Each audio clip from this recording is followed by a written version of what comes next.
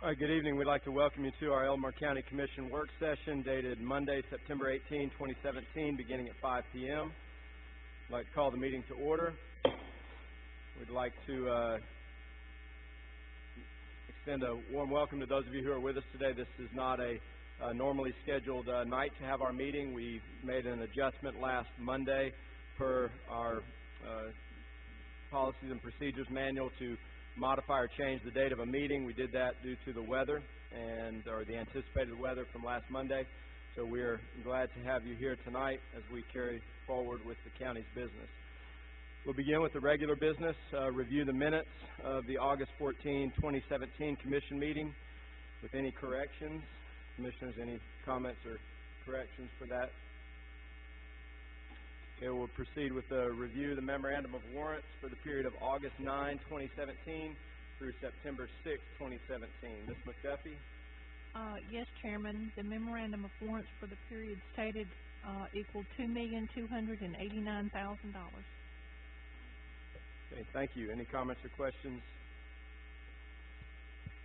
All right, we'll proceed with the old business. Consider changes to Elmore County Personal Policies and Procedures Manual regarding general leave without pay as follows.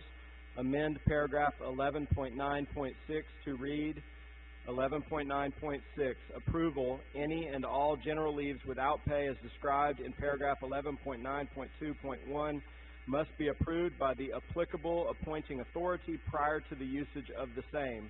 The county reserves the right to grant such retroactively for emergency situations that affect a serious health condition of a family member as defined by these policies and procedures, and or any other emergency situation deemed to be appropriate by the county. In no event shall any leave without pay be utilized in instances wherein an employee has not yet exhausted any and all accrued sick and or annual leave. We considered this at previous meetings. This has been posted as required for any changes in our policies and procedures manual. Any additional comments or questions regarding that? Okay, we'll proceed. Discussion of policy for use of courthouse courtroom for special events. This was brought to our attention at a previous meeting. We were asked about the use of the courthouse courtroom for a special event. We recognized that we did not have any particular way to address this. I was invited by my fellow commissioners to work with our attorney to come up with a policy for this, and that policy is in your packet on page 13.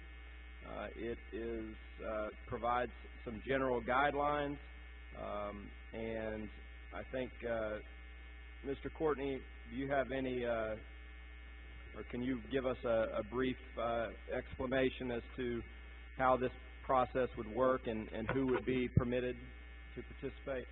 Certainly, Mr. Chairman, Commissioners.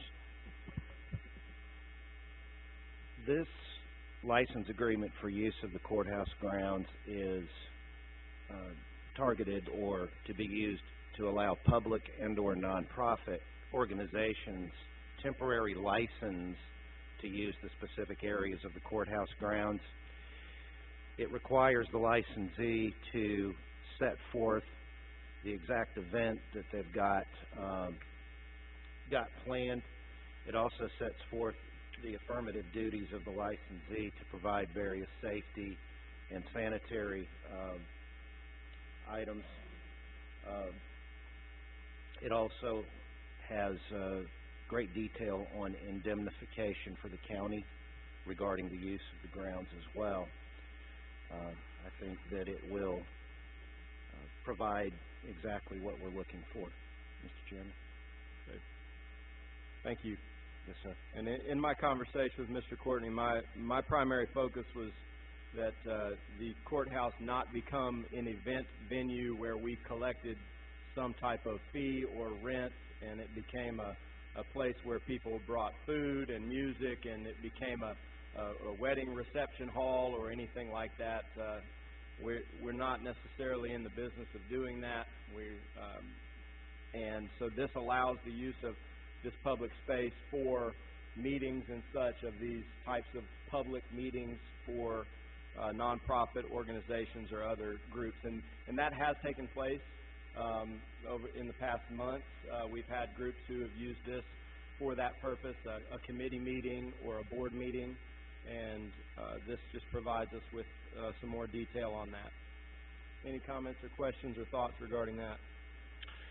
So, Mr. Courtney, this is not going to prevent pretty much anybody that's used it in the past from using a nonprofit. I mean, I know you can't answer the question and say you know everybody that's used it, but we pretty much know the type of entities have used it for public meeting space, nonprofit. I mean, doesn't exclude anybody from. No, sir, I don't think it would exclude anybody, to my knowledge, that's used it in the past. That is in line with the historical Yes, type sir. group that's used it in the past. That's correct. Okay. Yes, sir. Thank you. Any other comments or questions? All right, we will proceed with the discussion of the two E911 board appointments due 9/25/17. Those two candidates are Eric Jones and Sheriff Bill Franklin. Both would be reappointments to this position. Any comments or questions regarding those? And proceeding the discussion of the three DHR board appointments, also due 9/25/17. Three candidates submitted for these positions: Julie Dapprich, Jan Wood, and Jim Kennedy. Any comments, questions? Okay, we will proceed with those at our next meeting. We will now move to new business. We have some special guests with us today. We would like to invite Ms. Lene Connolly of Envision 2020 and Mr. Paul Brown from the Montgomery County Community Corrections to the podium, and you can introduce us to the Stepping Up initiative. Thank you. By the way, that would be Lene Connolly. Yes, and that would be Paul Brown. First, I'd like to thank you for letting us come here to talk about Stepping Up. It was actually just a little over 2 years ago that I was in this very room talking about Stepping Up. And what Stepping Up is a national initiative to reduce the number of people with mental illness who go to jail. And just as the Commission 2 years ago realized, and you probably realize today, with the closure of our state mental hospitals, too many people who would have received care are now going to jail instead of getting the proper mental health care that they need. So the Stepping Up initiative is, like I said, is a national initiative, but it's sponsored by NACO, the National Association of Counties, because they realize that this is something that's going to be solved on a local level. And that's why they asked counties to pass the Stepping Up resolution. And what that is, it's a formal declaration by a county that says, we understand this is a problem. We think too many people with mental illness are going to jail, and we commit to do something about it. And that something is that we're going to get the right people together, talk about the issues, come up with a plan, and then measure how we're doing on that plan. We presented this information, like I said, about 2 years ago, and at that time, Envision 2020, which I'm representing, had an initiative called the Healthy Minds Network. And that is a regional initiative of the River Region, Elmore, Montgomery, Autauga, and Lowndes counties. And that is focused on improving access to mental health care.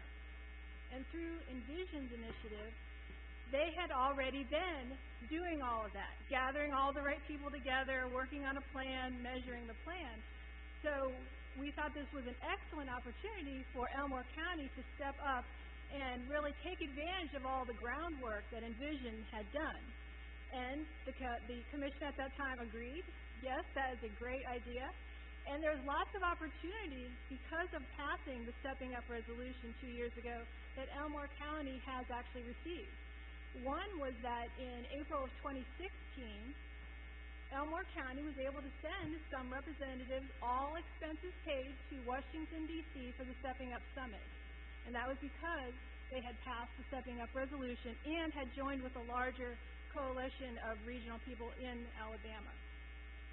In addition to that, they also had the opportunity for technical assistance.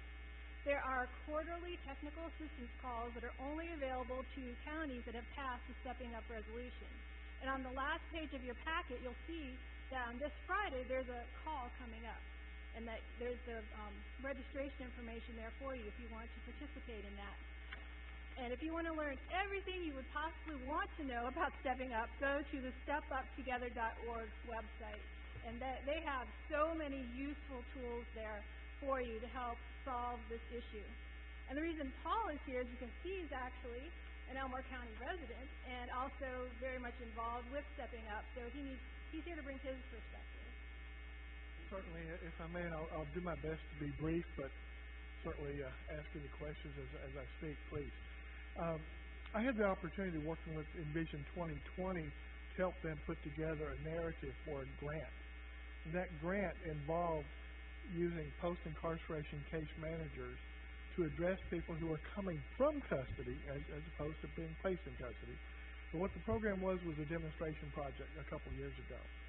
We received enough grant money to work with the Mental Health Authority, and with the additional funding coming from those who are eligible for Medicaid, we were able to put together a caseload that would allow this case manager to take individuals that were leaving custody who had mental health problems and fill that gap that comes between the time they exit custody to the time they actually receive mental health services.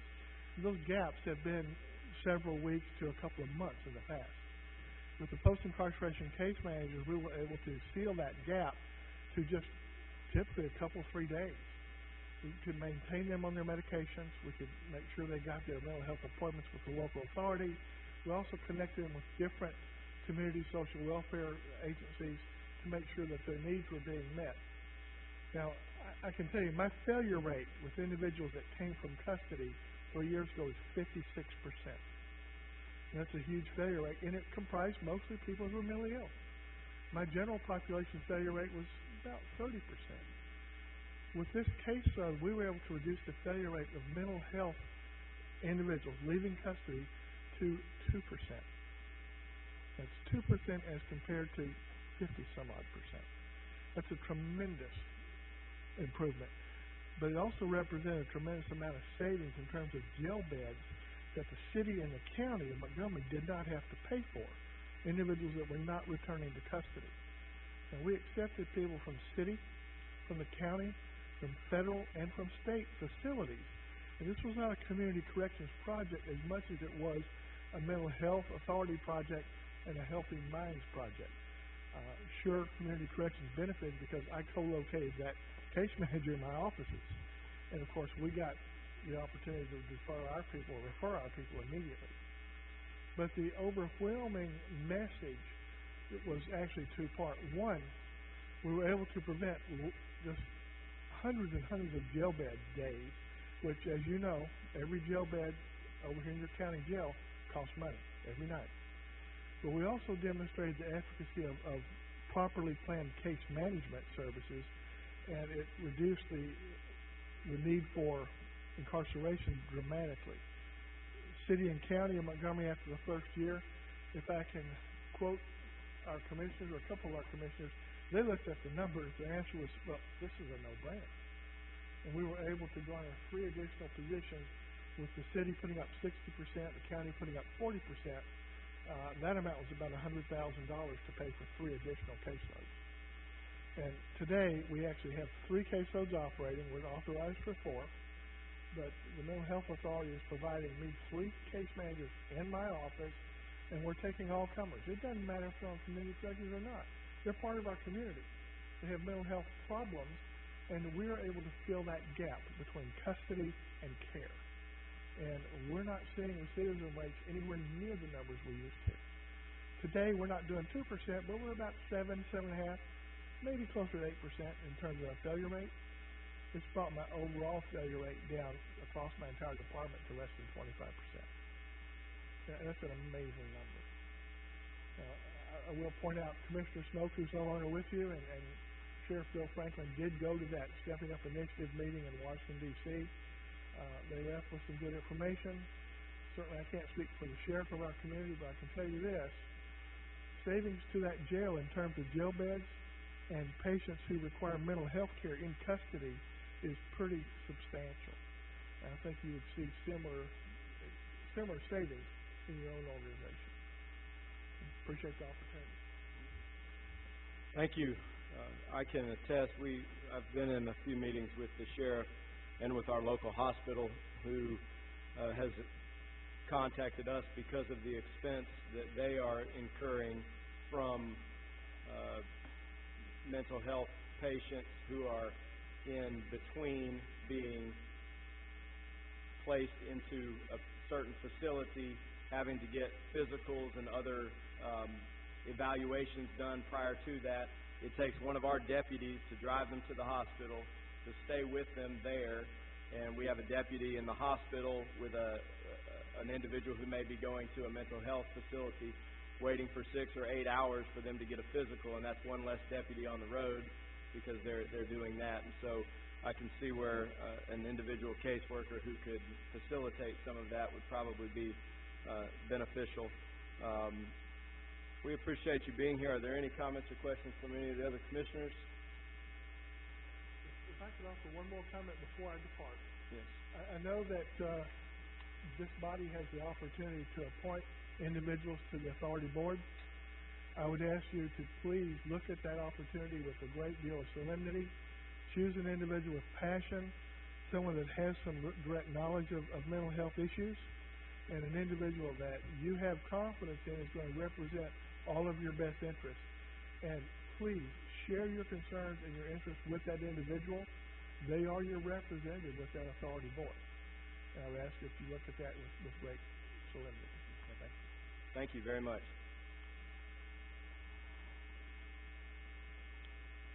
All right, we will proceed with the discussion of Ridge Improvement District Board appointment due 10/10/17. We have one candidate's name, David B. Sturdivant. Any comments or questions regarding that? We'll proceed. We have another board appointment due 10/10/17. The Montgomery Area Mental Health Authority Board appointment due 10/10/17. Candidate listed is Jacqueline Darnell. If we have any others to consider between now and October the 10th, we can solicit those names and evaluate that.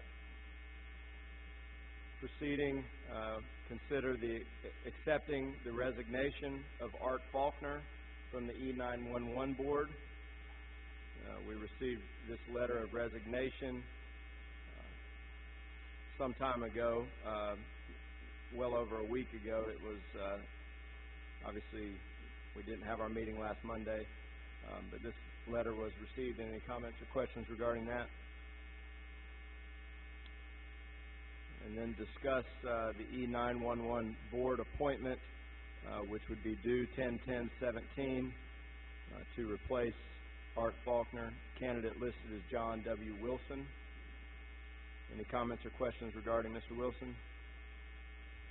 Chairman, I'd just like to say I am familiar with John Wilson. He's been in the fire service for the county for many years. He's currently and has served for a number of years as chairman of the Elmore County Firefighters Association. He's very plugged in that part of the effort in our county, and I think he'd be a great candidate. Thank you. Any other comments or questions? All right. Next, consider a resolution recognizing Hercules Costello Roberts' contribution to the Crenshaw Gotham Switch Waterline Improvement Grant Project. Any comments or questions regarding Mr. Roberts and his contribution?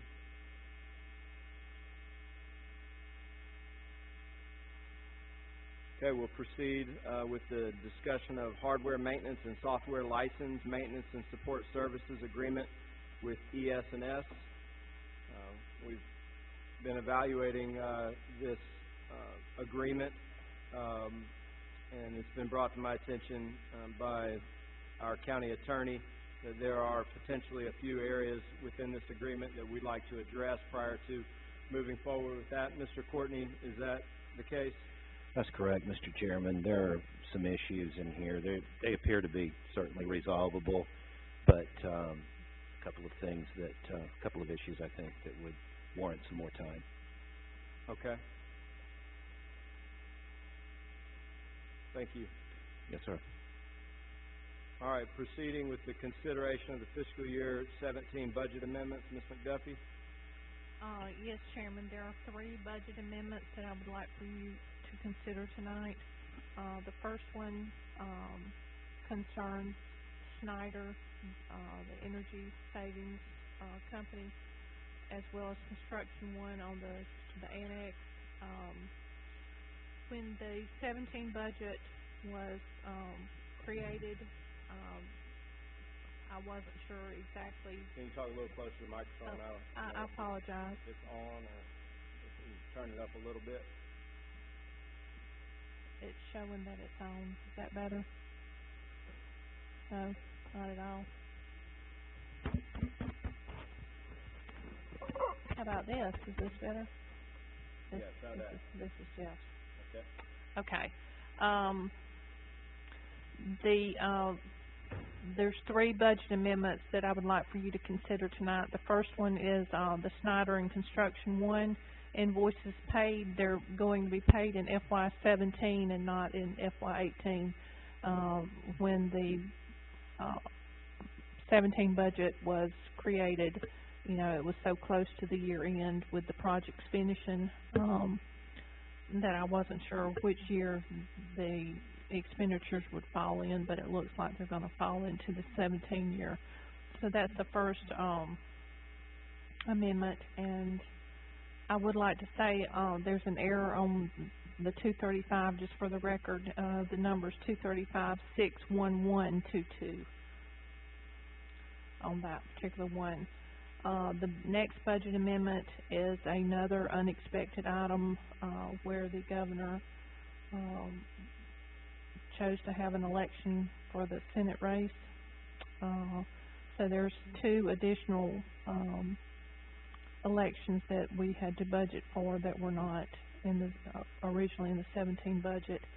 And then the third one, when the 17 budget was created, the purchase of the an additional building for the drug task force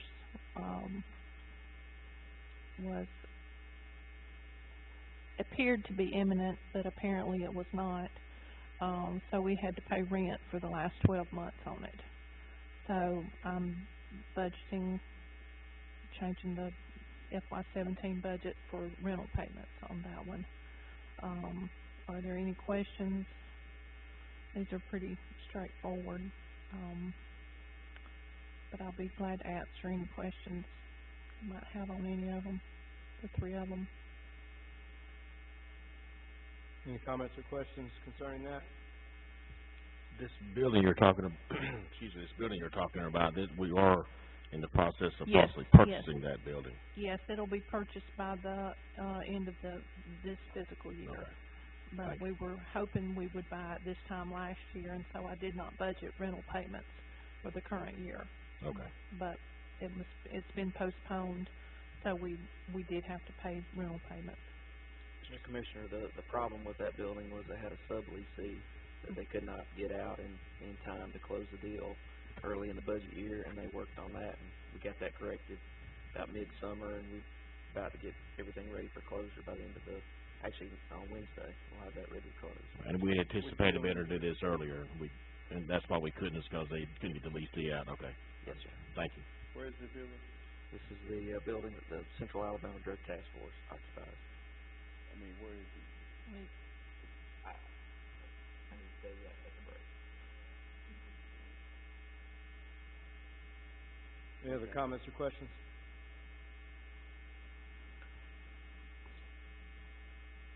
Again, that regarding the purchase of that building, that was something that was done, that contract was entered into well over a year ago, prior to any of us taking office, and the anticipation was that would be done a long time ago, and it's carried over for some of those reasons as mentioned.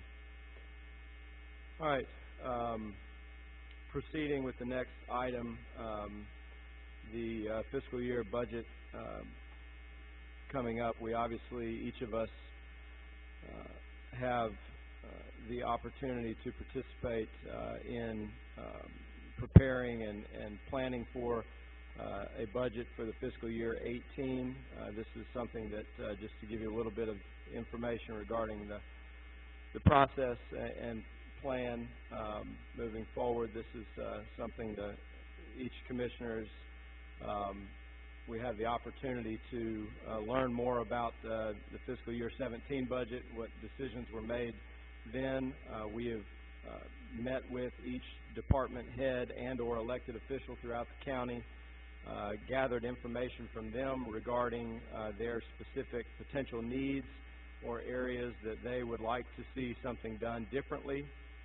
We've collected all of that information along with various requests from numerous organizations and entities throughout the county. And this began probably back in May. We started having the meetings with different departments, and now we're obviously approaching the end of the fiscal year 17 and entering fiscal year 18, which will begin October 1st. We anticipate having a budget for a vote for our county commission to ratify at our next scheduled meeting, which is the 25th of September, next Monday. And that gives you a little bit of background as to the process. Ms. McDuffie, I commend her and her staff for the efforts that they've put forth in providing us with some guidance and direction and giving us historical information and answering any questions that any of the commissioners had throughout this process. She's been readily available and willing to provide information, and so we appreciate that. Are there any particular comments or questions regarding the budget process, and or where we're at in that process by any of the commissioners? I would just like to say, Ms. McDuffie, I appreciate your time you've spent in explaining this thick document we call the budget. Of course, this is my first time doing this. There's a lot of information that I know I've asked of you, and you've graciously provided that in great detail, and I appreciate the department heads, our sheriff, the probate judge, revenue commissioner, who are those entities that we're tasked with funding. Appreciate them spending the time with us they did to let us know what they needed in order for them to be successful in their efforts. Thank you, Commissioner Mercer. Any other comments or questions? I have some on the budget, Ms. McDuffie. I was looking at the amount of revenue we have coming in, compared to the amount. I'm talking about the budget we're working on now, compared to the amount of expenditure we got going out. And is it any different if we don't have any raises in there for any employees at all? Just bare bone across the board budget.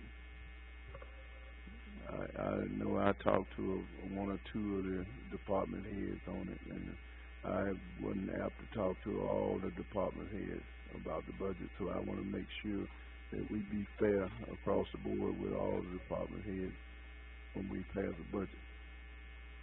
I can answer that question.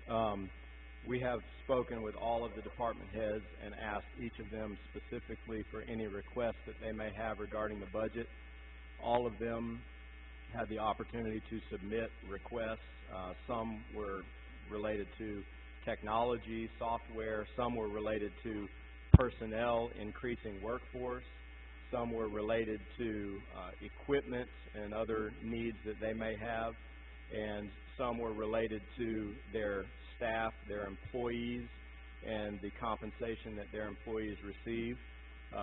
That particular request came from the probate judge, who for many years has had concerns and questions regarding the Mercer grade scale, which our county adopted over a decade ago, which provides a way to classify jobs within the county various jobs across the board in an effort to make it equitable so that an individual working in the revenue department who may be doing a particular job function and an individual in another department who's doing similar tasks, that those people would be on the same Mercer grade scale so that they are receiving the same pay.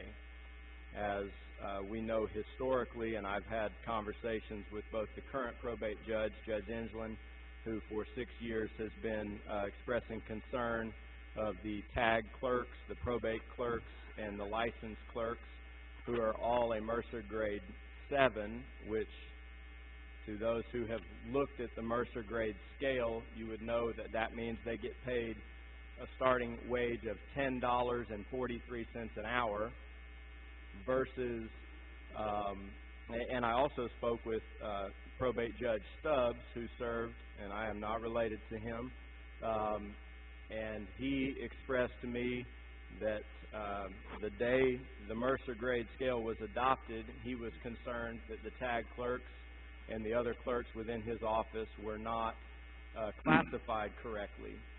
Now, we can't go back in time to determine what was done at that time regarding what their jobs or their functions were, but as many of you can imagine, a decade ago, technology was much different.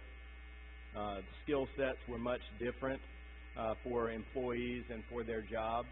And so in this budget draft, which we've had 3 budget drafts that have been completed, distributed to all commissioners, given an opportunity to review, and then done again in that budget draft, as Probate Judge Enslin requested, we have made a Mercer grade change to those positions, the tag clerk, the probate clerks, the license clerks in that office, from a Mercer grade 7, which the only thing below a 7 is a groundskeeper, to a Mercer grade 8, which is equitable to their job requirements and gives them that starting wage increase of approximately 80 cents per hour in their increase.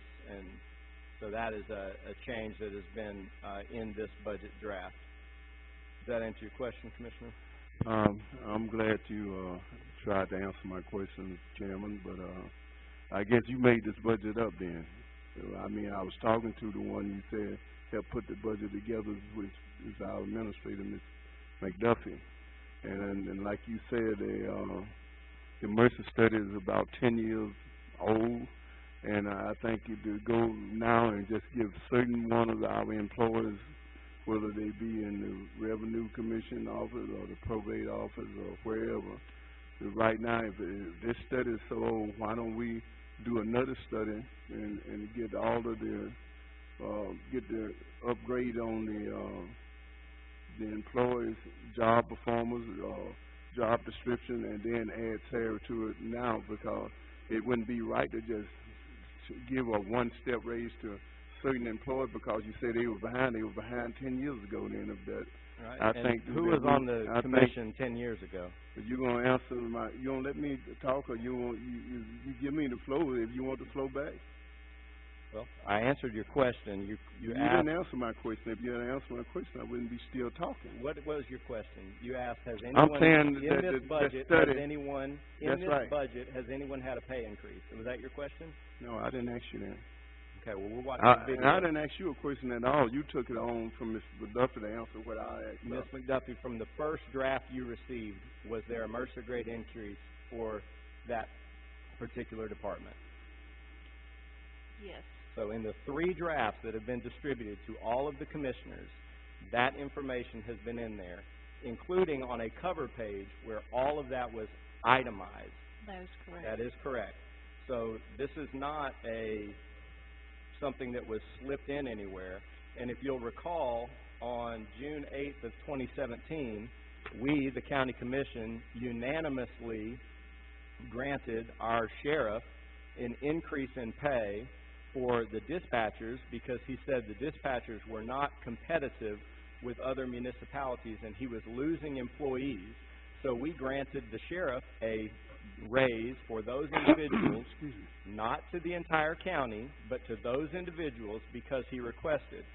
Our emergency management director, who sits right here, proposed to us a new job description which included an increase of pay to $14.50 an hour.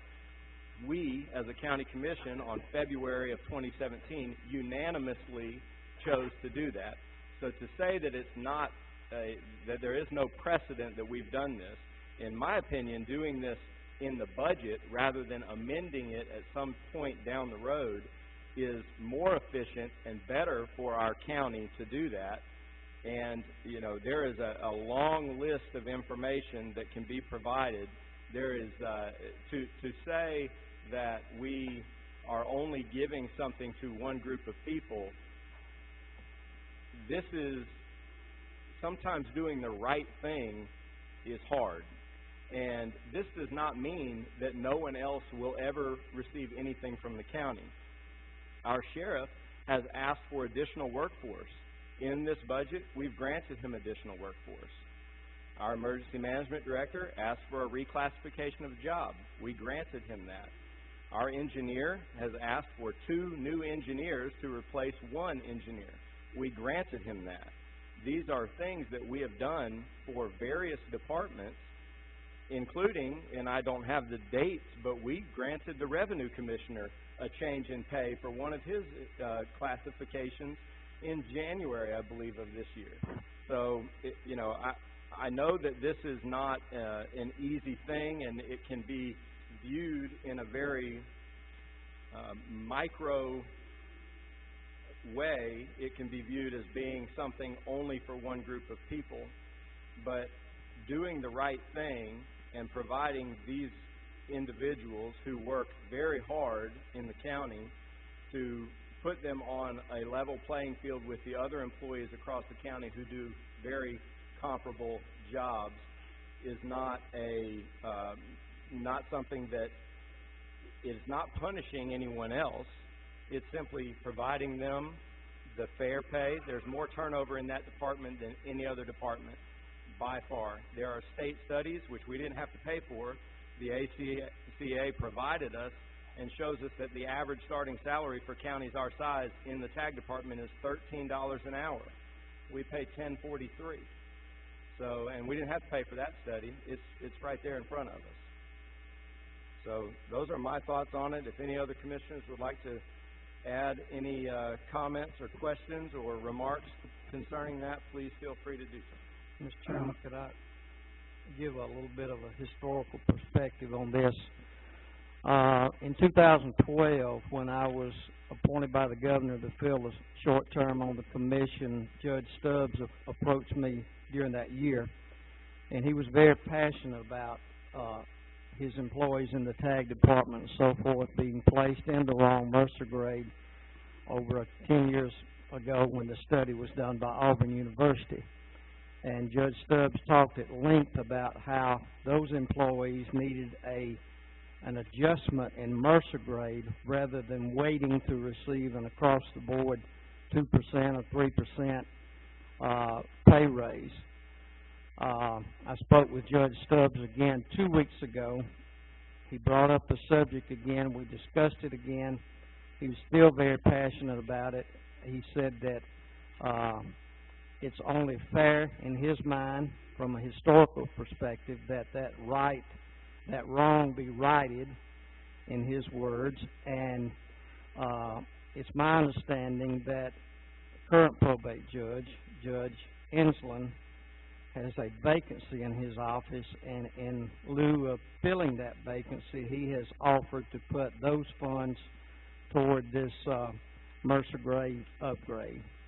And I just wanted to offer that from a historical perspective on the issue, Mr. Chairman. Thank you. Ms. McDuffie, is that reflected in the budget that you have, the removal of, so shrinking his staff in the TAG department by 1 employee in an effort to pay for, in some sense, at least in some percentage, this increase?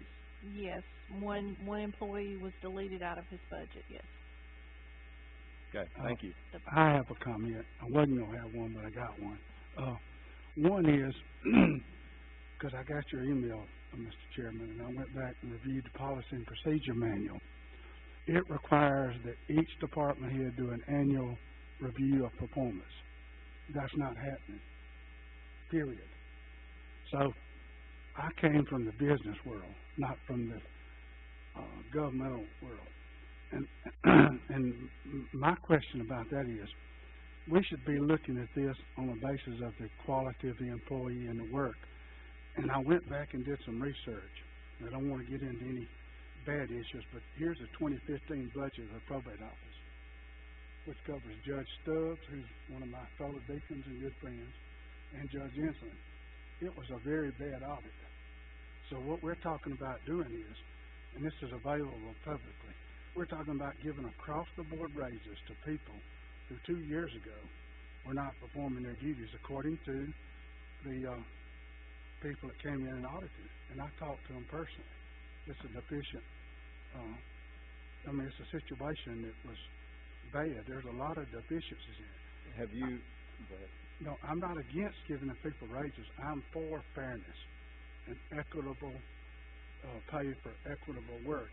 But I'm a little bit concerned about going across the board and giving everybody a step up in their pay grade, giving them a decent raise, when we don't know what corrective actions have been put into place for this, or what are their performance evaluations say about their jobs.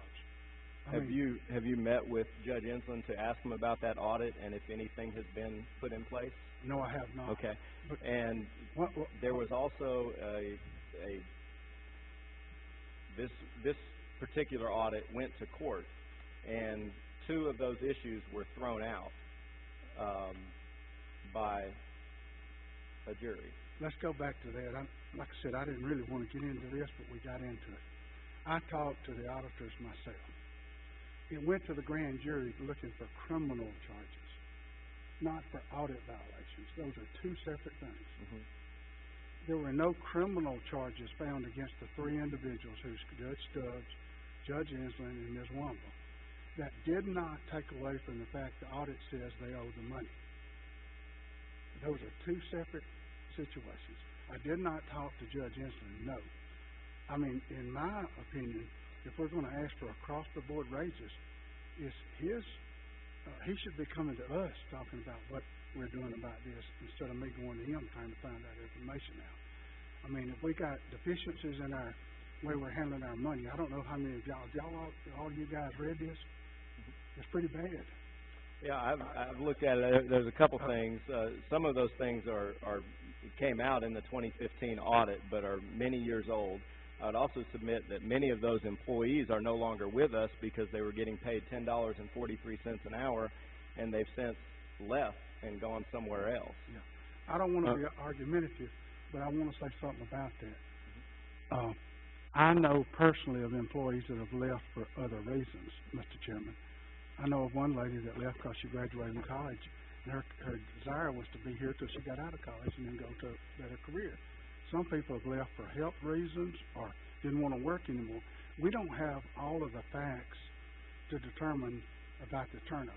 And one other thing, and then I'll end my conversation. Because I do want to pay the people what they're qualified to get. I don't want anybody to think I'm against that. But everybody that took the job knew what the pay was when they took it. Nobody took the job not knowing what their deal was, unless we didn't explain it properly. Coming out of the business world, you run a business. So you're going to tell me that if you got one store that's excellent and one store that's poor, you're going to reward them all in the same manner. Is that correct? No, I have numerous employees, some of which get paid a certain wage and some of which do not.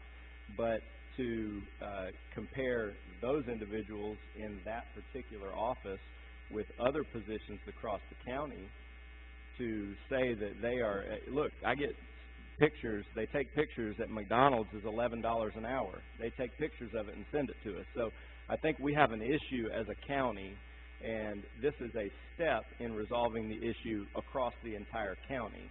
This is not, as I mentioned earlier in my submission, this is not an end-all, be-all. Those people in that office have no opportunity to move up. You go to the revenue office, there are 10 people who are above a 7 Mercer grade. They all have an opportunity to move from Mapper 1 to Mapper 2.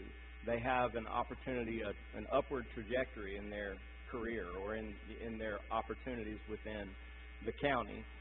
In these particular offices, we have someone who's been working here for 15 years and makes less than $15 an hour. Across the entire county, in any position in any department in our county, that, in my opinion, that's not acceptable. And I think that you agree that it's not acceptable. Now, how we approach it and how we resolve it is something that we're discussing now. But I would hope that we all agree that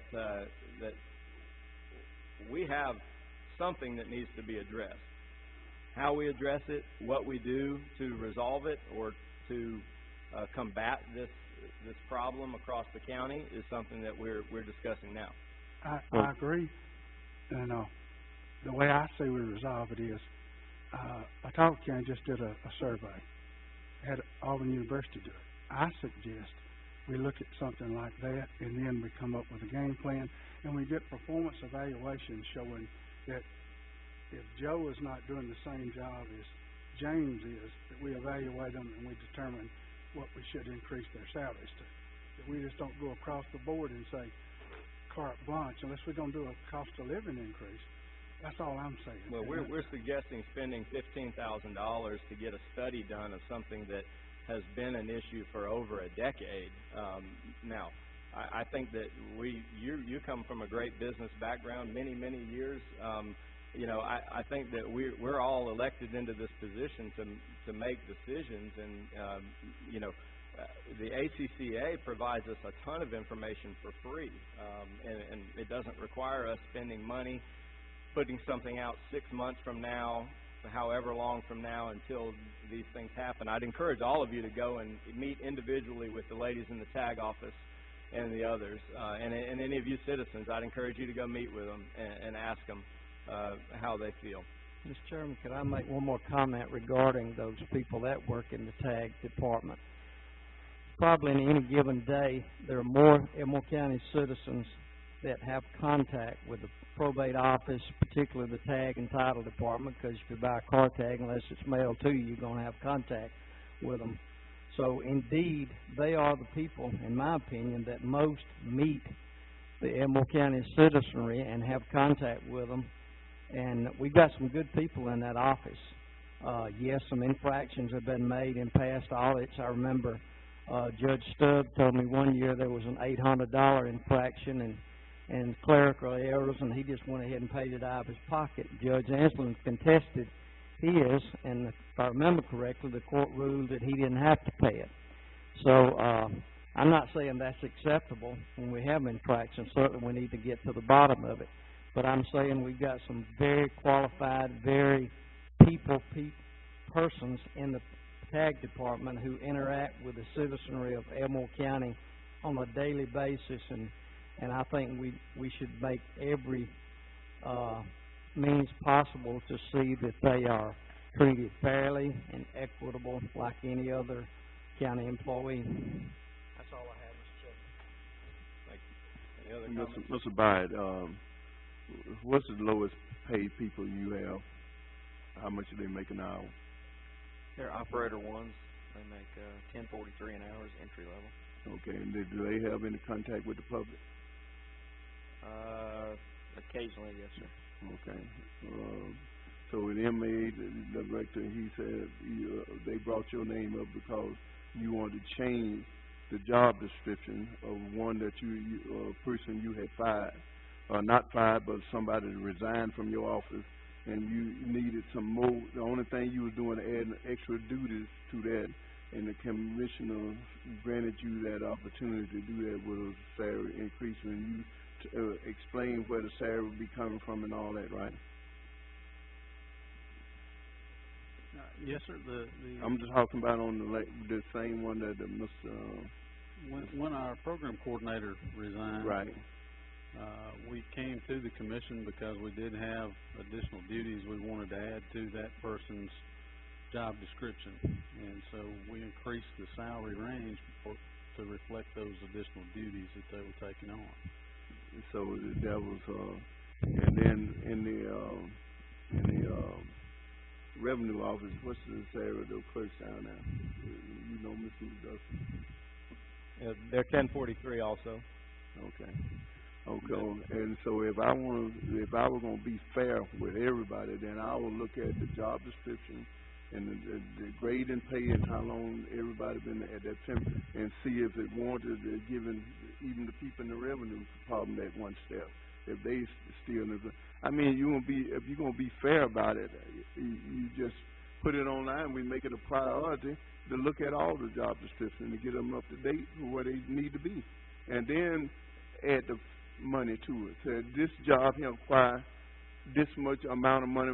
Starting pay here will be so much an hour, and the ending pay here, and then between that, then we're going to evaluate each employee as we go every 3 to 6 months, and put an evaluation plan in place, and then they won't get left behind like this.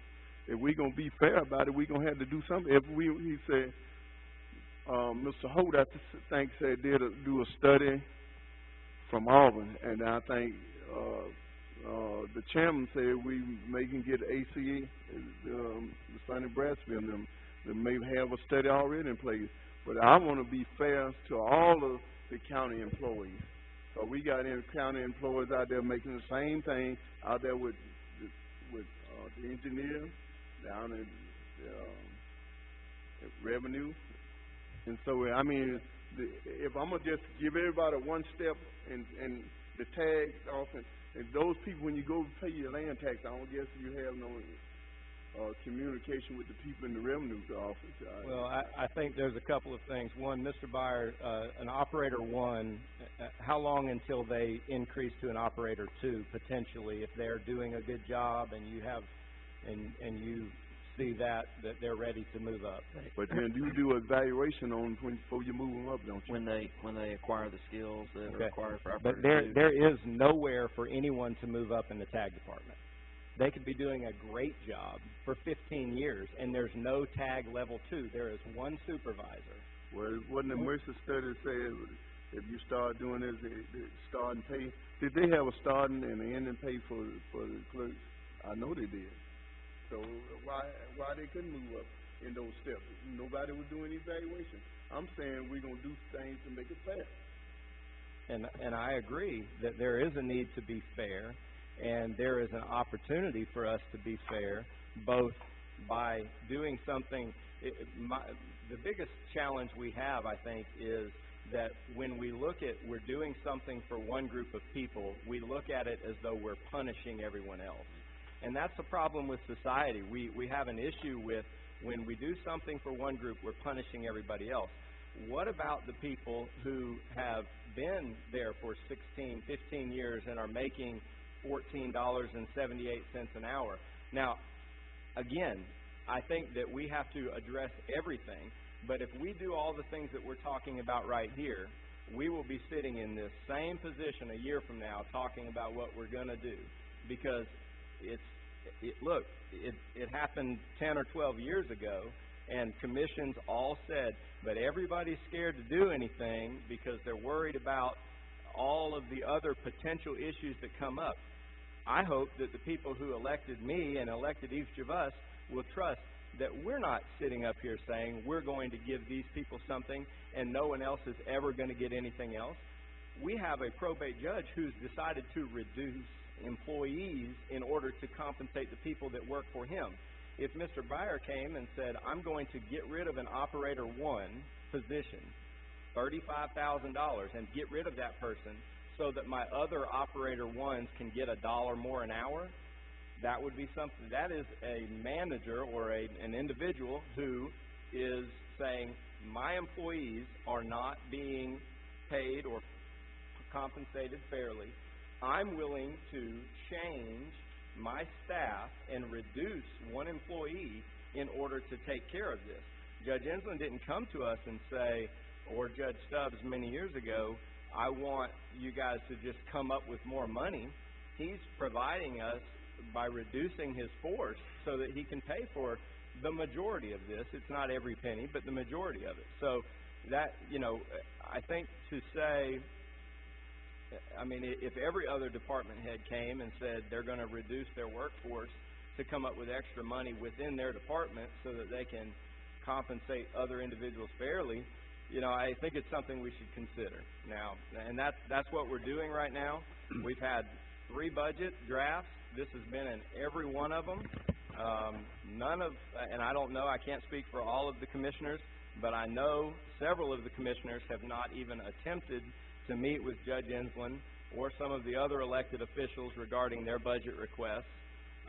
And so I think that that's important. I'm not saying you have to agree with them, but I would recommend that everybody go and meet with them and see what he has to say. And if you disagree with him still, then that's fine. But I think that we owe it to the TAG employees to be willing to have that conversation and give that consideration. But I still say we'd be fair across the board with all the employees.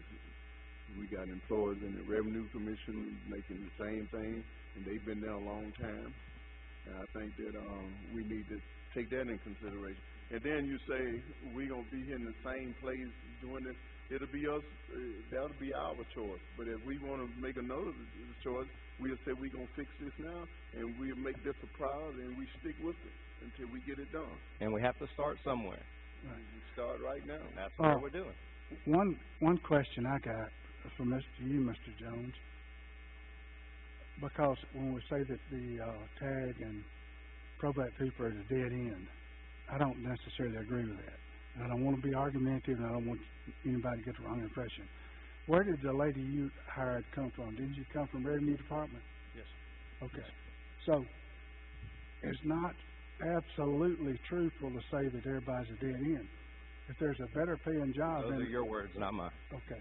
If there's a better job in revenue, there's nothing to say that somebody in the TAG department can't apply for that job. Maybe within their department there's nowhere to go.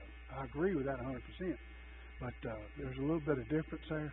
Now, all I want to do is be fair. I think that there's some injustices, without a doubt, but 2 injustices don't make it right. We need to make sure of what we're doing and do it the right way. But I go back to what I said. I have a hard time in 48 years in business. I was always compensated unless you're in a commission job based on your merits. If we got people that aren't performing at the adequate level or just doing adequately, and we got outstanding employees, we need to look at the whole picture, not just across the board, give everybody a one-step job promotion and give them a raise without knowing whether they're performing. We haven't had a performance evaluation done in years, so we don't really know how the people are performing their jobs, and that's a great concern, Mr. Chairman. And I got to go out to my constituency when those ladies call me from the Revenue Department and say, "Why didn't y'all give us a raise?" Because I'm a hard worker too, and I'm making $10.43 an hour.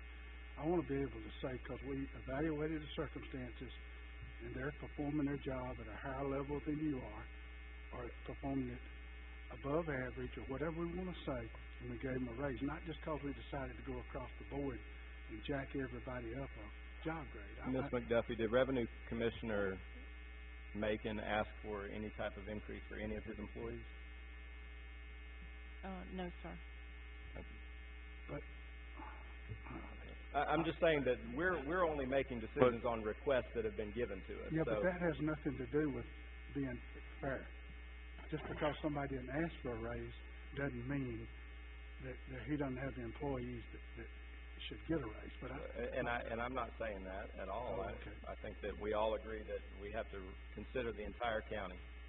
Well, I certainly agree with that. That's why I'm saying being fair to everybody in the entire county, because, and then you say if Richie gonna give up a man or somebody gonna give up a man, the public right now is standing in line too long. We don't need to give up anybody. We just need to pay them. We might need to hire more. Well, the study may tell us this. I mean, I'm just not, I can't go along with that until we can get a study done, to see what everybody need to be, and then I don't mind doing that, to get everybody on board. Are there any other budget items? We have several changes in the budget that are being considered. Are there any other budget items that any commissioner has reviewed and studied and has any comments on? Chairman, I'd like to make a comment, please. In reviewing the operations of our county government through the eyes of someone that's been in business for 30 years, 4 generations in Elmore County, I can tell you I have identified multiple areas that need to have change.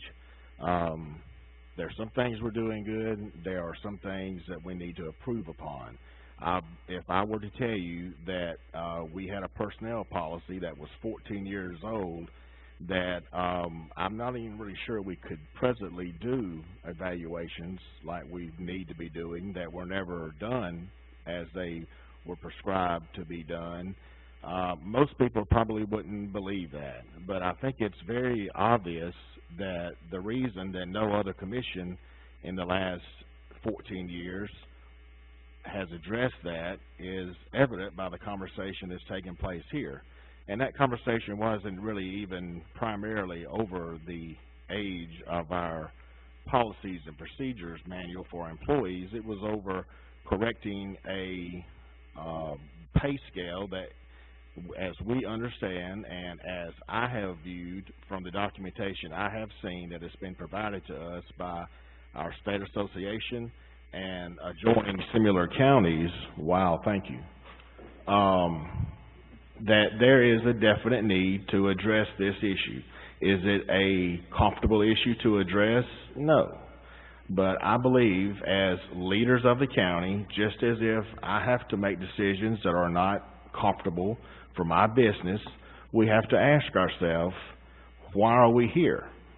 Are we here to continue as we are, knowing there's an issue?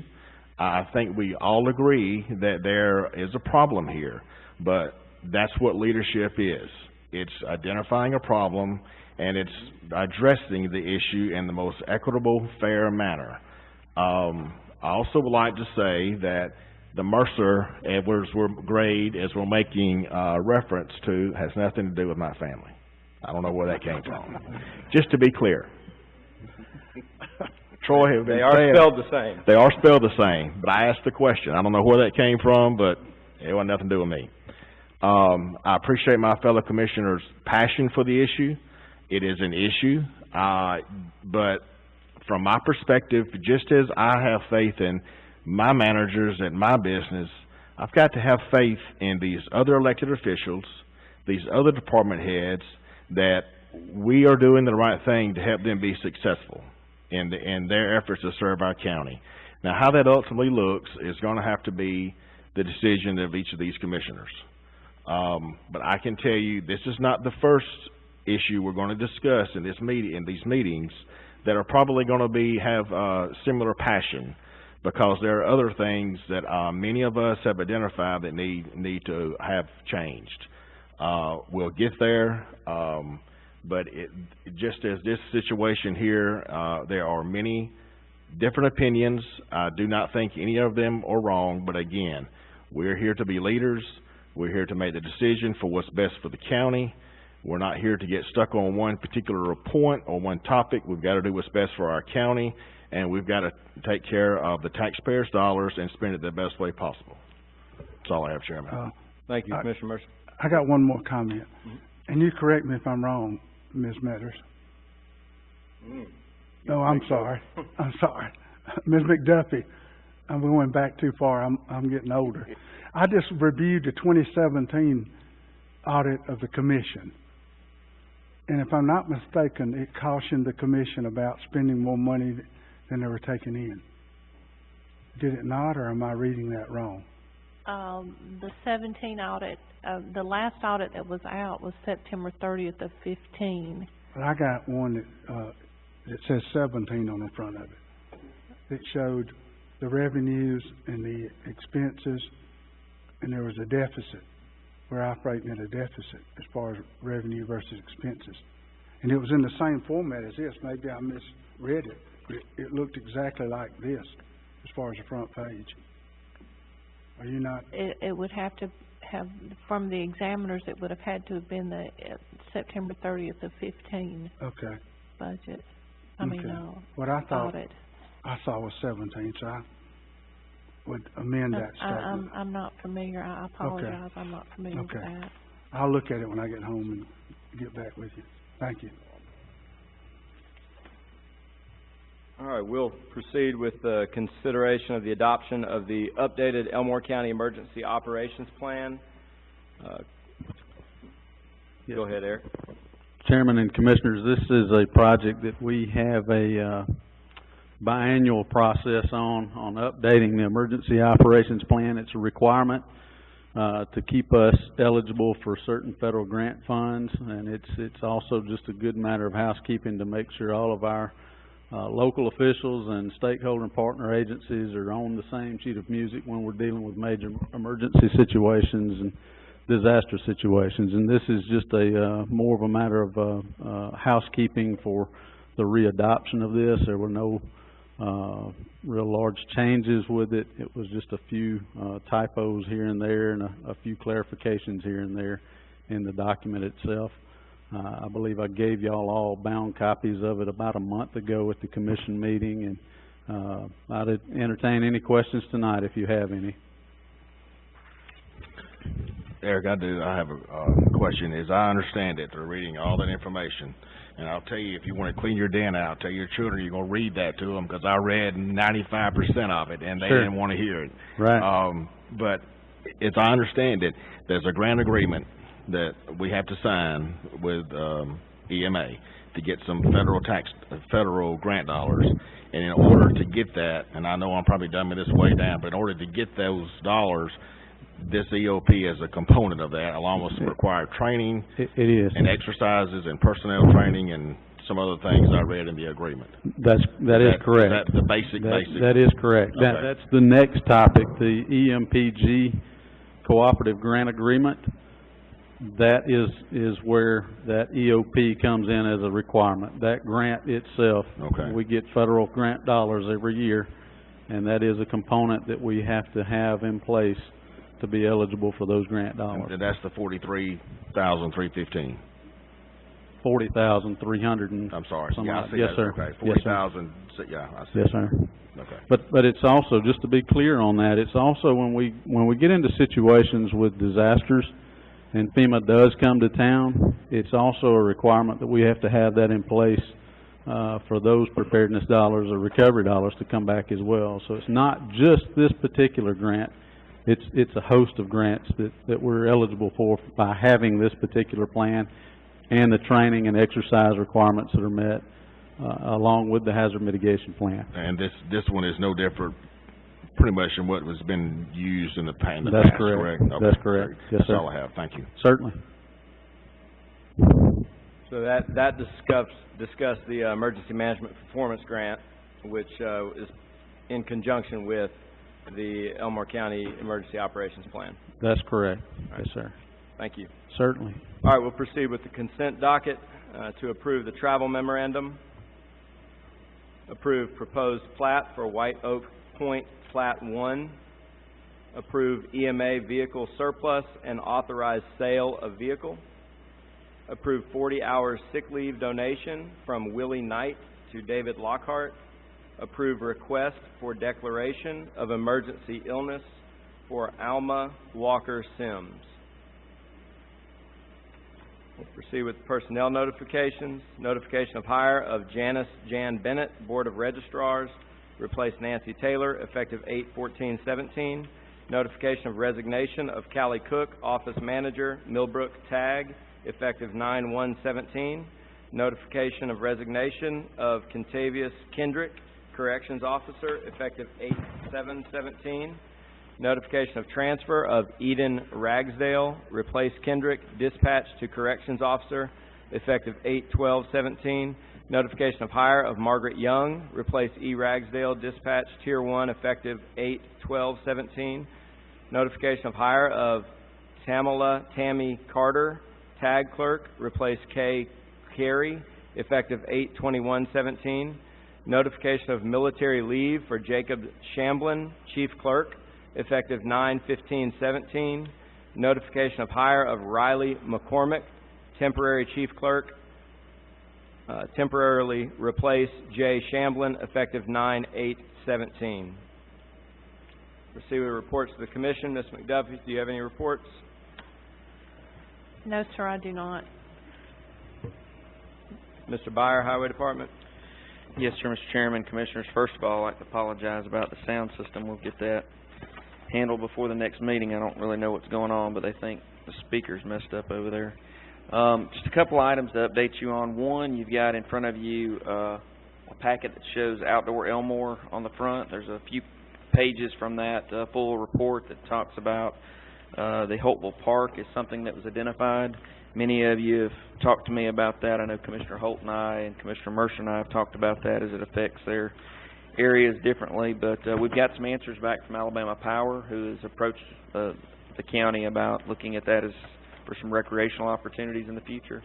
And I think at this point is just to give you some updates on the information we got back from Alabama Power. And if it is suitable to y'all, we would like to, I'd like to be able to get the county attorney to help me engage Alabama Power to see what our options are in terms of long-term lease on that property or possession of the property. I think lease is about the only thing they'll let us do.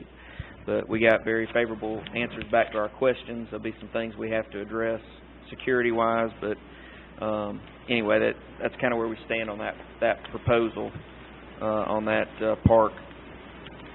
The second item is we were selected for a local road safety plan development project, a pilot program in the state of Alabama to develop a county-by-county safety program for county roads. The Department of Transportation has selected us as that pilot county. Currently, my understanding of that process is that is something that ALDOT is developing with a consultant and in consultation with us, and the only expense we'll have in that is some staff time helping them organize meetings and looking at the different needs in our county. So the building next door is on schedule. They're finishing up some fit and finish items next door and doing safety and life safety and fire type inspections over the next few weeks. We anticipating being able to start moving the tag department in by the end of the month, first part of October.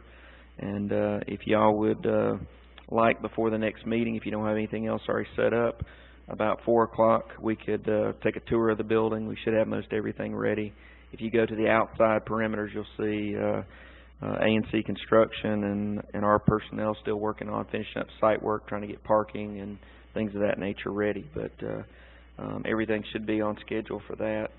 The energy project, even with the roaring air conditioning unit there, is coming to a close, and we actually have submitted our agenda for next Monday, and one of those items is for Schneider Electric to come and give you a 5-minute debriefing of the project and what the next step is in terms of some monitoring and guaranteed savings that are paying for the improvements that were made countywide. And the last item I had for you, the MPO asked us to host a bike ped workshop that will actually take place next Monday at the same time that the work session and the business meeting are taking place. It'll be in the lobby for interested citizens about our bike and ped needs in the county. It's kind of a roaming type presentation, so citizens will be able to come in either before or after the commission meeting from 5 to 7 and be able to look at different maps, different suggestions on what we should do, things that are already in place in the county to promote the different modes of transportation that our citizens can take place in. For those of you who don't know, we have a lot of bike facilities and opportunities for people in the central part of the county. We were one of the first ones to put a bike facility in the MPO area. We actually put one in out of Fort Toulouse, going from 231 out to the park out there many years ago. So, Mr. Chairman, that's all I have in the way of report. Do y'all have any questions of me? No, thank you. Mr. Jones? Chairman and Commissioners, just a couple of items I wanted to report on tonight. First of all, we did get our 2 Homeland Security grants closed out from 2016, and we've submitted 9 additional applications for the 2017 Homeland Security competitive grants. I think we've got some of those that are really going to be competitive, and we should do well on gaining some funding for those. We're also working on a number of our plan updates, and the EOP update will be complete hopefully tonight. We're working on, we will be working on getting copies of that, the updated copies out to all of our stakeholders as well. We've been working with the State Emergency Management Agency on a new project. It's called WebEOC. It's an interface that we communicate with the State Emergency Management Agency.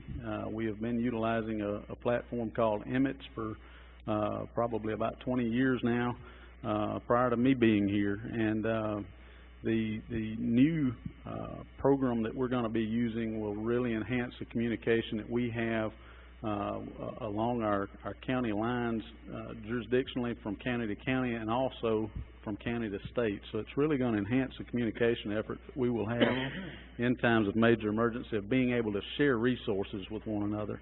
And we're really excited about that, but we're in the training, the rollout period of that now. Hopefully that'll be on or in place by the first of the year. The last thing I wanted to mention is the preparation and effects of Hurricane Irma that we felt. You know, the main thing is the cooperative spirit that so many people had for that particular event.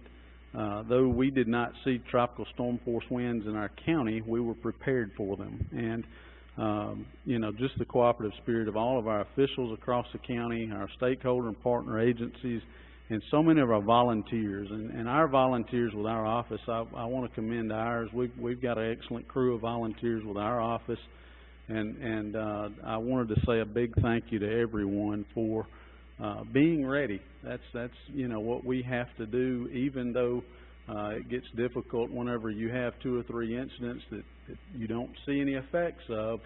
Our job still is to be prepared, and you know, I thank you for the leadership that y'all showed the entire county and community, and I just am blessed to be able to see how everything comes together from my perspective across the county.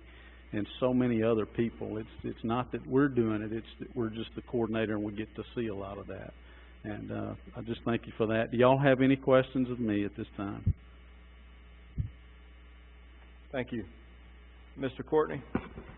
I have nothing further, Mr. Chairman. All right. Thank you. Commissioner Holt? I want to apologize to you for calling him by the wrong name. I didn't intentionally do that. But I did want to say that I did, the ACCA convention that we went to, Mr. Chairman and Bart, I thought I got a lot of meaningful information from that. And I think it was very worthwhile, and I appreciate the opportunity to go. I'd also like to say, Mr. Jones, I appreciate what y'all did as far as updates during the hurricane, because even when that phone clicked or tingled at 10 o'clock at night, you know, it was good to know. So I appreciate what y'all did. The same with all of the other departments. I know we got a lot of good employees. I know I talk with Richie on a daily basis, and our highway department's doing good. I talk with Ms. McDuffie, and I think we got a lot of good employees. I don't want anybody to misunderstand it. I don't think that. So I appreciate what you do, and we'll continue to try to strive to do what's right for everybody. Thank you. Commissioner Daughtry? Thank you, Mr. Chairman. A couple of things. Since our last meeting, we lost a very extremely dedicated county employee in Mr. Mac Benson. I had the privilege of knowing Mr. Mac for over 45 years, and I've never met a finer, hard-working gentleman than Mr. Mac, and we certainly pass our condolences along to his family.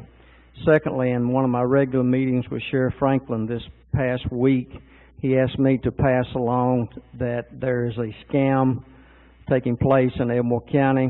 It's kind of a new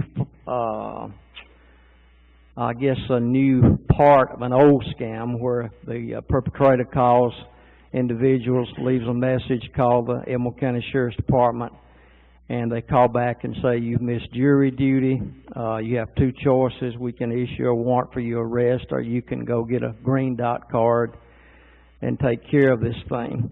The thing that's different about this one is the perpetrator has captured the voicemail welcome message from the Elmore County Sheriff's Department.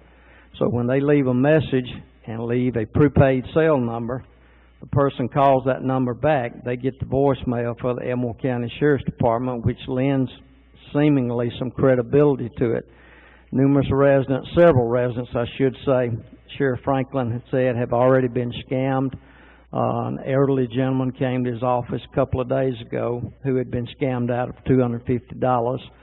So I think the media has already covered this. I think I remember reading some articles in the papers and so forth, and we thank you for doing that. And Sheriff Franklin just wanted me to reiterate that it's still taking place, and this is a new part of it, and to please help get the word out, especially to our elderly residents. Thank you, Mr. Chairman. Thank you. Commissioner Mercer. Thank you, Chairman. I, as well, I want to say to Richie and Eric, I appreciate your efforts of you personally and your staff this past weekend and Monday in an effort to make sure that our citizens were safe. I appreciate your hard work and your dedication.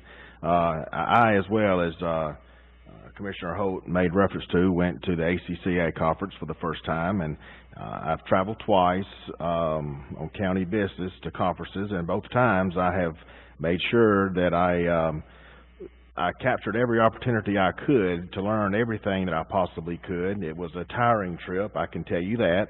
Attended many seminars, many meetings there, learned some things. In fact, learned some stuff that we sat there and shot an email to Jeff and said, please check on this. We didn't know about this. I feel as if attending events like that are very, very beneficial. So I'm sure I will make an effort to attend those in the future. The next item I'd like to discuss is one that I have mentioned here before, and it's related to broadband access in our county. I have continued to get messages, phone calls from people that are concerned about the lack of broadband access in the county. And I just want those to be aware that we understand that. We hear your frustrations. This issue is being addressed just as we would address any other economic development issue that would affect the quality of life or similar situation in Elmore County. We are doing that by making sure other companies know that Elmore County is a great place to invest in infrastructure that would help improve the situation. But however, the county commission doesn't have the ability to control the business model of a private company. The broadband infrastructure in our county, the cable infrastructure is owned by a private company. But we are trying to identify those things that the county can do that would result in positive improvements on this situation. This is not going to be solved alone by the county or any governmental entity. It's going to take private investment dollars. I have been working with our Economic Development Authority. We have already met with a potential provider in the county. We are actually working to meet with some other ones. But like I have said, this is going to take investment by another private company to solve this problem overall. From my perspective, I have done a lot of research, a lot of reading. This is not an isolated situation. Investment in infrastructure and broadband has not kept up with technology. It has not kept up with a need for it by our citizens, and this is it's not something that's going to be solved overnight. But just please understand that we are working on it. Chairman, the last thing I would have is make sure everyone is aware that September the 29th, the Millbrook is going to have their 40th birthday bash. It will be held at the Alabama Wildlife Federation from 4:30 to 10 o'clock p.m. Again, on the 29th.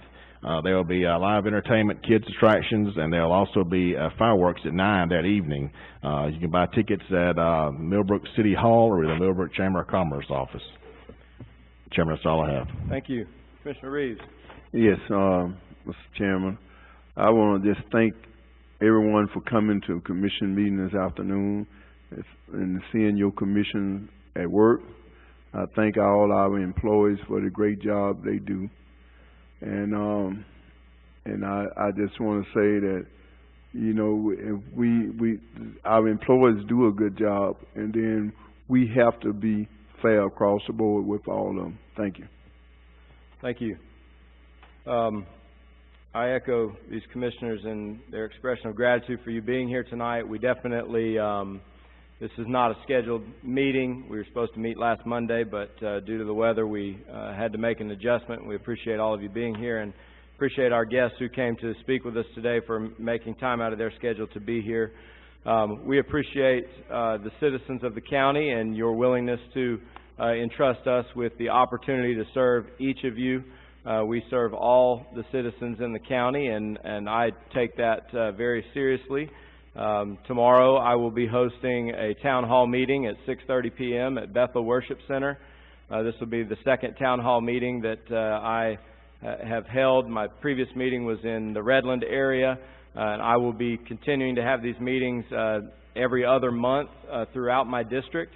It's an opportunity for me to engage with the citizens in my district and any other citizen in the county who chooses to come and participate. You'll hear about different things going on in the county, road projects, other economic development projects, and you'll learn a little bit more about how county government works. There are some things that people sometimes think that we can do, and we have no role in that, and then there's other things that we do and we try to regularly participate in, and citizens don't know that we're involved in that. So those are things that we want to, and I encourage young people to come too. I have a 16-year-old son. I brought him to the last meeting. I think it's very important that our young people learn about government. And lastly, I think that I would encourage you to be active participants in the upcoming runoff for the Senate position. We have that a week from tomorrow, and I hope that all of you will exercise your right to vote. It is very important that we in Elmore County participate in any opportunity that we have to vote, and that is an opportunity that we have, and we need to exercise it. So whoever you vote for, whatever you do, please get out and participate, and thank you for being here again tonight. Important calendar dates. Ms. Kim? You'll see that countywide cleanup from this past Saturday has been moved to this coming Saturday, September 23rd at the locations listed from 9 to 1. We've been putting that out on social media, trying to get the word out that it has been moved, and there was signage put at all the locations this past week. And as you see, our next meeting is next Monday at 5 o'clock with the work session and the business meeting following. All right. Thank you. We'll reconvene in a few minutes with the business session. All right, we're back. Elmore County Commission business meeting Monday, September 18, 2017, 6:45 p.m. I'll call this business meeting to order. Invocation would be offered by Commissioner Holt, following which Commissioner Reeves will lead us in the Pledge of Allegiance.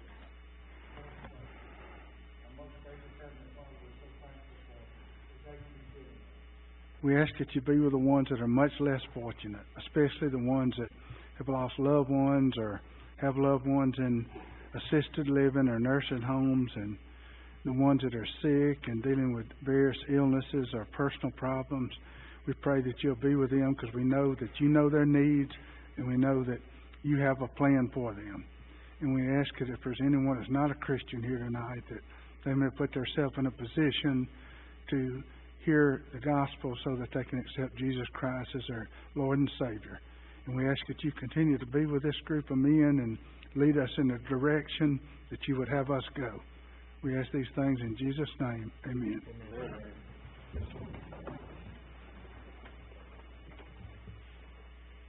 I pledge allegiance to the flag of the United States of America and to the republic for which it stands, one nation, under God, indivisible, with liberty and justice for all.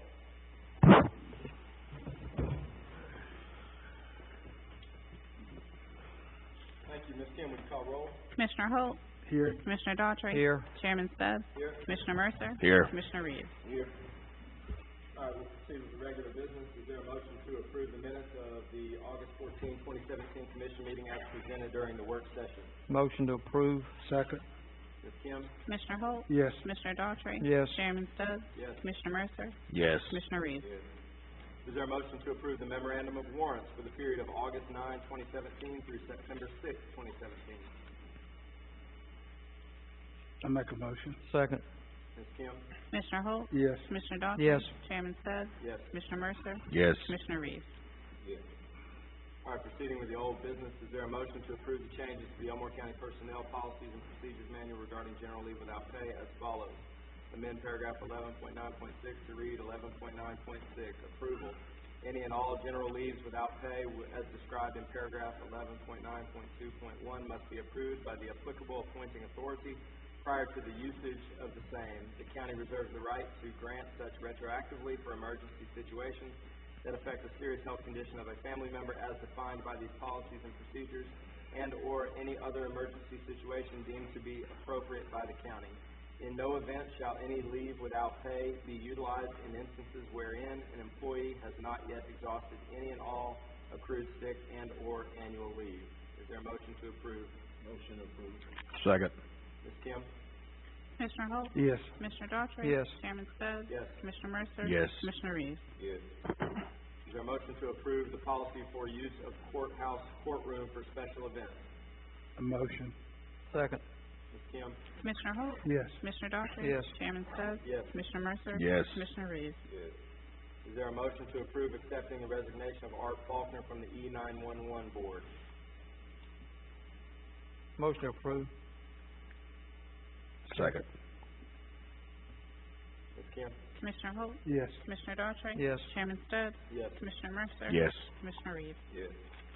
Is there a motion to approve the resolution recognizing Hercules Costello Roberts' contribution to the Crenshaw Gotham Switch Waterline Improvement Grant Project? Motion approved. Second. Ms. Kim? Commissioner Holt. Yes. Commissioner Daughtry. Yes. Chairman Stubbs. Yes. Commissioner Mercer. Yes. Commissioner Reeves. Yes. Is there a motion to carry over hardware maintenance and software license maintenance and support services agreement with ES&S and authorize chairman to execute? Motion to carry over. Yes. Ms. Kim? Commissioner Holt. Yes. Commissioner Daughtry. Yes. Chairman Stubbs. Yes. Commissioner Mercer. Yes. Commissioner Reeves. Yes. Is there a motion to approve the fiscal year 17 budget amendment? Motion to approve. Second. Ms. Kim? Commissioner Holt. Yes. Commissioner Daughtry. Yes. Chairman Stubbs. Yes. Commissioner Mercer. Yes. Commissioner Reeves. Yes. Is there a motion to approve resolution adopting the updated Elmore County Emergency Operations Plan? Motion. Second. Ms. Kim? Commissioner Holt. Yes. Commissioner Daughtry. Yes. Chairman Stubbs. Yes. Commissioner Mercer. Yes. Commissioner Reeves. Yes. Is there a motion to approve fiscal year 2017 Emergency Management Performance Grant Cooperative Agreement and authorize chairman to execute? Motion to approve. Second. Ms. Kim? Commissioner Holt. Yes. Commissioner Daughtry. Yes. Chairman Stubbs. Yes. Commissioner Mercer. Yes. Commissioner Reeves. Yes. Are there any items of the consent docket that need to be pulled out? Is there a motion to approve the consent docket? Motion to approve. Second. Ms. Kim? Commissioner Holt. Yes. Commissioner Daughtry. Yes. Chairman Stubbs. Yes. Commissioner Mercer. Yes. Commissioner Reeves. Yes. Personnel notification hire of Janice Jan Bennett, Board of Registrars, replace Nancy Taylor, effective 8/14/17. Notification of resignation of Callie Cook, Office Manager, Millbrook Tag, effective 9/1/17.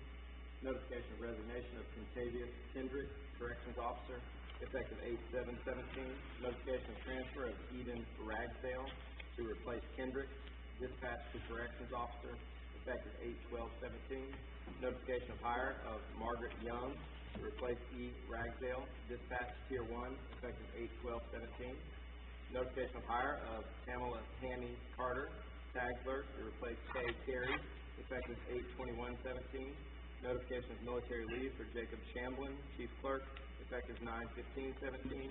Notification of hire of Riley McCormick, temporary chief clerk, temporarily replace Jay Shamblin, effective 9/8/17. Any additional reports to the commission? Thank you. Is there a motion to adjourn? Motion. Second. Commissioner Reeves on the second. Ms. Kim? Commissioner Hall, Yes. Commissioner Daughtry. Yes. Chairman Stubbs. Yes. Commissioner Mercer. Yes. Commissioner Reeves. Meeting adjourned.